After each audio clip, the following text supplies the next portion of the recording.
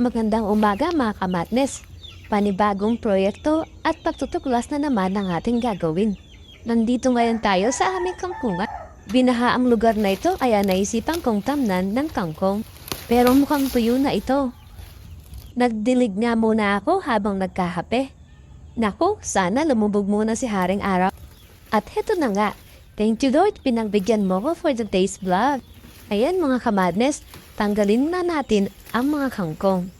Naku, mukhang may narinig akong isda dito. Meron na mga kamadnes. Andito po pala yung mga hinagis kong isda noon. Madami pa sila mga kamadnes.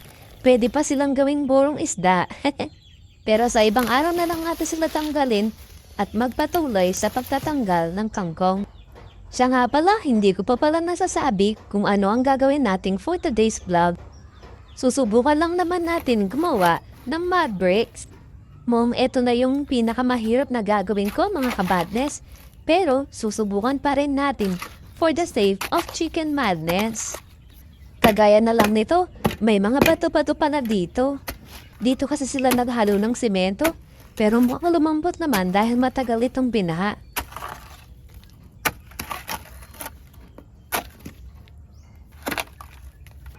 Gagamitan na nga natin ng kahoy para dun sa mga part na matigas.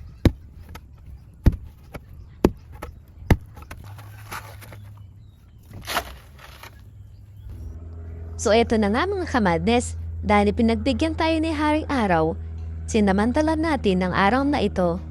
At dahil dito, hindi ko na kailangan magpunta ng gym.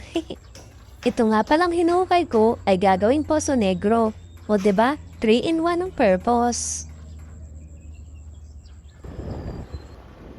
Time out muna pala mga kamadnes. Alas 10 na at kailangan kong mamalengke at magluto. Sinigang na salmon ang ating lulutuin, kaya tamang-tama ang ating kangkong. Meron din kaming pananim na talbos ng kamote sa may harapan. O diba? Malaki na rin ang matitipid kung magluluto ka ng sinigang. Meron din nga pala akong tinanim na onions. Siyempre may okra din.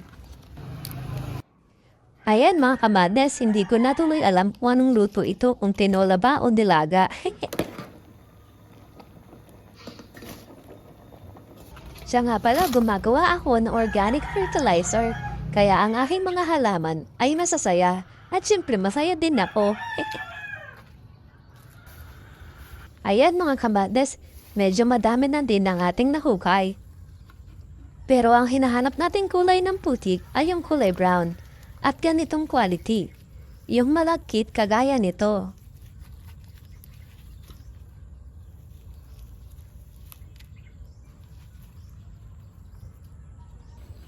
Nilagay ko muna sa pato yung mga bato-bato at yung itim na putik sa may gilid kasi may itatanim ako dyan in the future. O diba? 3-in-1 nga talaga ang purpose ng ating proyekto ngayon.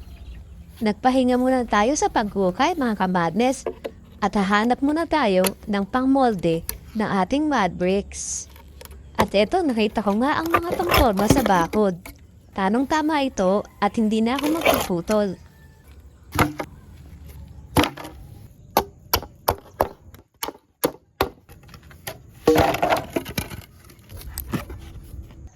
Patakip silim na mga kabadnes kaya bibilisan ko na lang at itutuloy bukas or sa ibang araw kung hindi ko ito matatapos. Puk-puk-puk-puk lang! Ayan mga kamadnes, wala nang sukat-sukat at tansya-tansya na lang. Ang hirap kasi magputol ng kahoy mga kamadnes, kaya kung ano na lang yung imagination ko, yun na lang ang gagawin ko.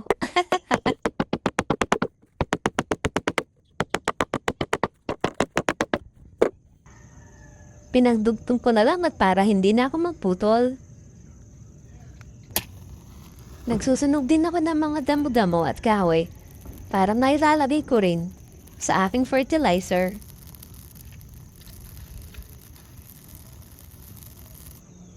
Apakaganda naman nga ng sunset. Ang sarap magkape tuwing ganitong oras.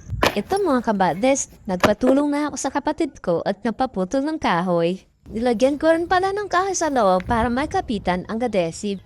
Nakapaghukay na nga tayo ngunit may tubig pang lumalabas. Pero kumuha muna tayo ng konti para mag-sample.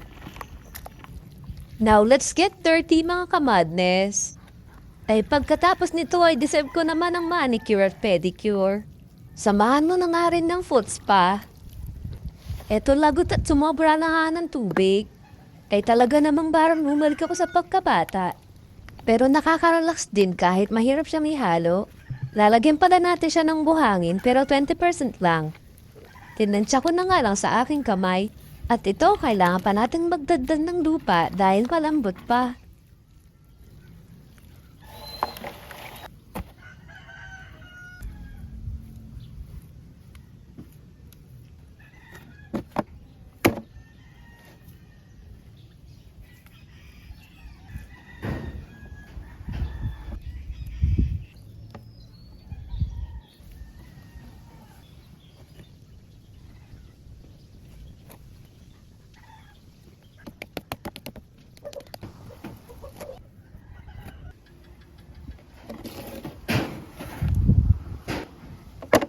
First time kong gawin ito mga kabades, kaya tignan natin kung ano magiging resulta. Ayan, 6 na piraso muna ang nagawa natin. Baka kasi mali ang sangkap natin, at sayang naman din ang effort kung dadamihan agad natin. Based kasi sa mga napanood ko, kapag sumobra ng buhangin, ay titigas naman ngunit may mga cracks. Ayan mga kabades, hanggang dito na lang muna tayo. Ipapakita ko sa inyo ang resulta sa part 2. Bye for now!